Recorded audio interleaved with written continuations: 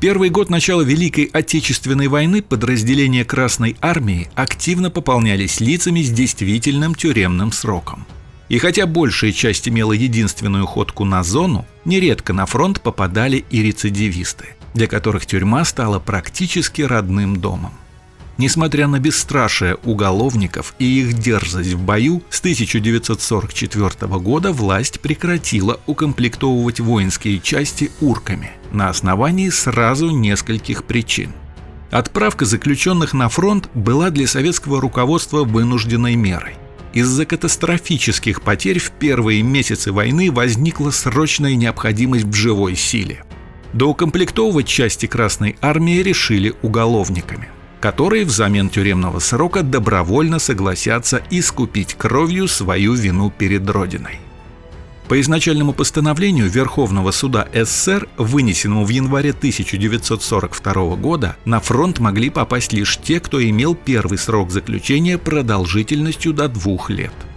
Однако в связи с ухудшением военного положения к 1943 году пополнять ряды красноармейцев допустили и рецидивистами, имевшими за плечами по несколько ходок. В большинстве своем опытные урки представляли собой отпетых уголовников, отличающихся дерзостью и вызывающим характером. Они жили исключительно по своим правилам и, презирая общепринятые социальные нормы, старались следовать им не только в тюрьме, но и на свободе в быту. На фронт подобные закоренелые преступники обычно не стремились, считая, что вору в законе позорно помогать государству, даже защищая его от внешнего врага. Тем не менее, были среди них и исключения. Урки, согласившиеся воевать в надежде сократить срок наказания, а также сбежать от скудного лагерного питания к более сытному фронтовому пайку. Особенно много уркаганов-добровольцев появилось в армии после Сталинградского, а затем Курского сражения. К этому времени год на фронте для заключенных равнялся 3 тюремным годам. Несмотря, казалось, на отсутствие должного патриотизма, по свидетельству многих очевидцев того времени, сражались зэка ничуть не хуже обычных солдат-добровольцев.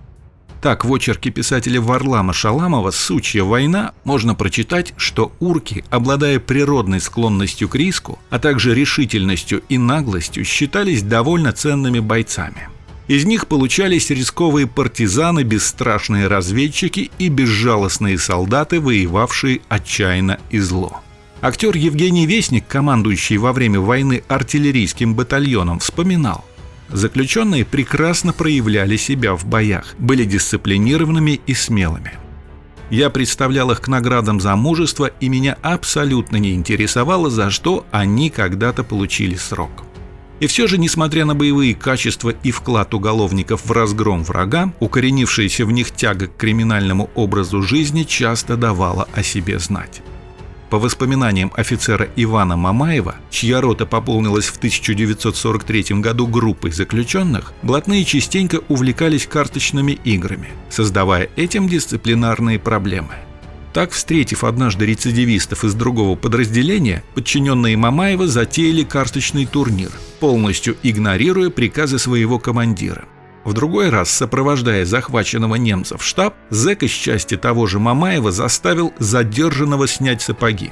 Во время примерки дармовой обновки фриц воспользовался случаем и, убив жадного фраера, благополучно сбежал из плена. Урки не упускали возможность украсть чужие деньги или вещи, а также подделать командирскую печать на карточке, чтобы получить дополнительное продовольствие. Часто в формированиях, укомплектованных блатными, начинались разборки по понятиям, которые нередко заканчивались для участников тяжелыми ранениями или смертельными травмами. В 1944 году отбывающих наказание лиц лишили возможности уходить в Красную армию в составе добровольческого призыва. Произошло это по нескольким причинам. Во-первых, изменилась ситуация на фронте. После Сталинграда и Курской дуги СССР стал иметь незыблемое преимущество перед Германией. К тому же в войсках заметно возросла дисциплина и боевые навыки обычных фронтовиков.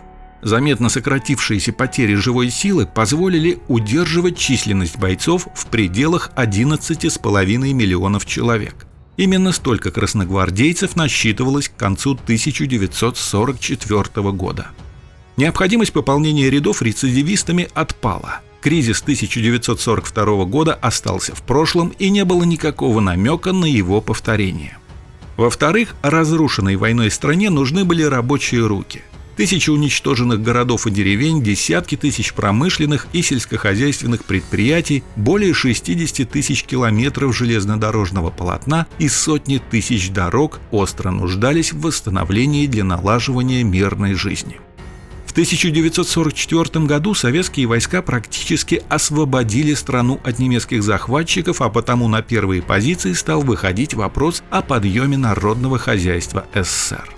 В тылу почти не осталось трудоспособных мужчин, способных справиться с текущими проблемами, кроме заключенных. Их и решено было привлечь к восстановительным работам. По приблизительным подсчетам, в процессе участвовало более 2,5 миллионов лиц, отбывающих срок. В-третьих, советское командование к 1944 году уже было в курсе положительных и негативных сторон подразделений, где числились криминальные элементы. Поэтому офицерский и генеральский состав не без оснований полагал, что, вступив с армией на территорию европейских стран, уголовники начнут мародерствовать и грабить население. Европа хоть и была потрепана войной, но в отличие от Советского Союза ее граждане сохранили достаток, и именно он мог привлечь внимание рецидивистов.